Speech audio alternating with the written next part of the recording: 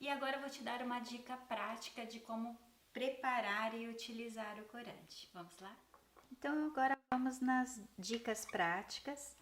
Eu vou preparar aqui então o meu corante. Eu compro esse corante na Arte Brasil.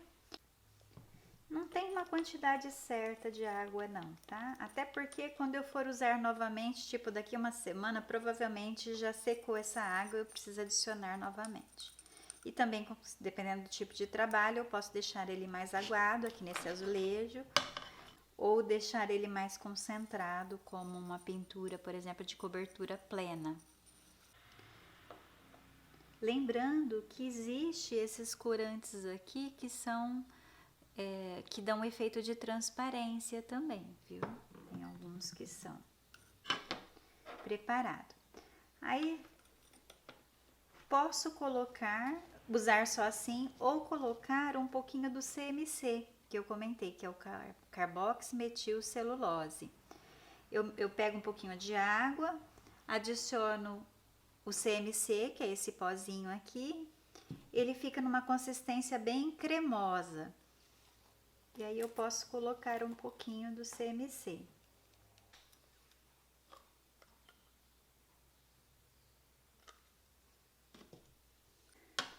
Nós estamos falando de dicas práticas. É muito importante você sempre identificar tudo que você prepara de cerâmica. Então, no caso aqui, eu coloquei a etiquetinha preto e eu tenho uma caixinha só dos corantes micromizados que fica preparadinho ali. Tudo bem aqui? Como preparar? Ok. Os corantes que vêm assim já envasados, eles já estão prontos para uso. Então, para utilizar é só agitar bem.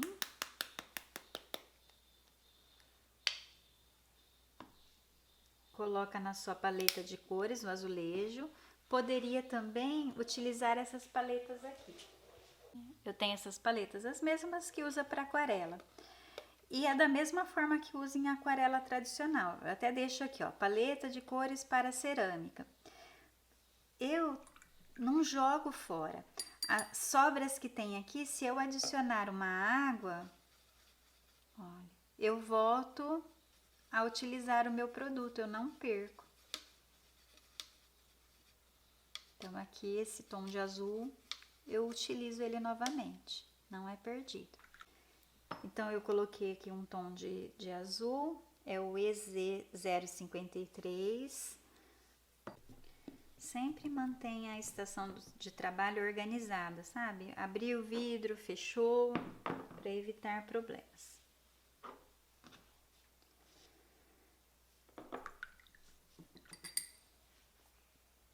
Então, se eu adiciono água no meu corante, eu faço o efeito de transparência de aguada. E se eu pegar ele mais concentrado, assim eu consigo um pouquinho mais de cobertura. Posso passar 2, 3 demãos. Este aqui é um tom que dá mais transparência. Eu vou fazer uma técnica rapidinho aqui, vou pintar uma pecinha para ilustrar bem o meu exemplo. A peça tem que estar sempre limpa, sem nenhum tipo de pó aqui, então eu já lavei, ela tá até geladinha, um pouco úmida.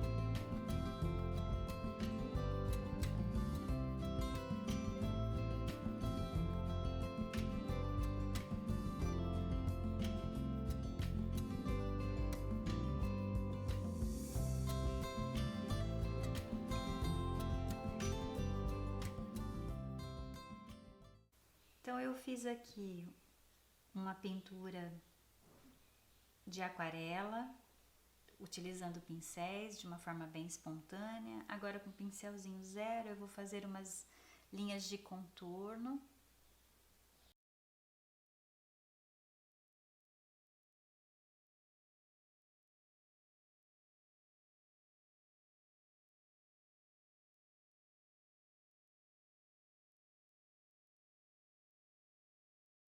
Eu poderia fazer o desenho com lápis e borracha, porque quando vai para o forno ele desaparece, o grafite ele some totalmente. A borracha ela serve para apagar se eu errar alguma coisa na minha pintura com corante, ó. Tinha um pinguinho aqui, eu apaguei. Poderia ser também um lápis borracha, porque aí pontualmente eu consigo limpar o meu trabalho, ou então cortar uma lasquinha de borracha assim, que serve para eu, de repente, ajustar pontualmente alguns lugares. Agora eu vou aplicar o esmalte transparente.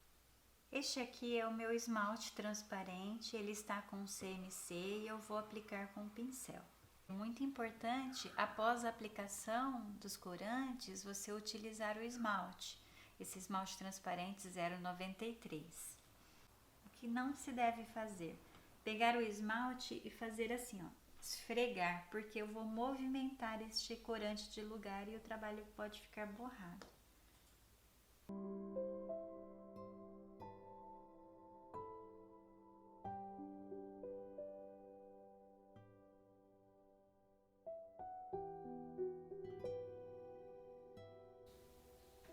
Então, nesta peça de demonstração, eu vou aplicar duas demãos intercalando secagem, frente e verso.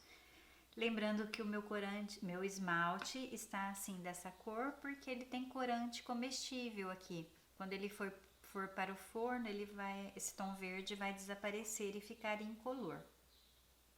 Então estas são as possibilidades de utilização do corante. Lembrando que vale sempre a criatividade de cada um. Vocês vão conseguir com estas informações avançar muito, muito, muito mais e desenvolver trabalhos autorais. Um beijo a todos!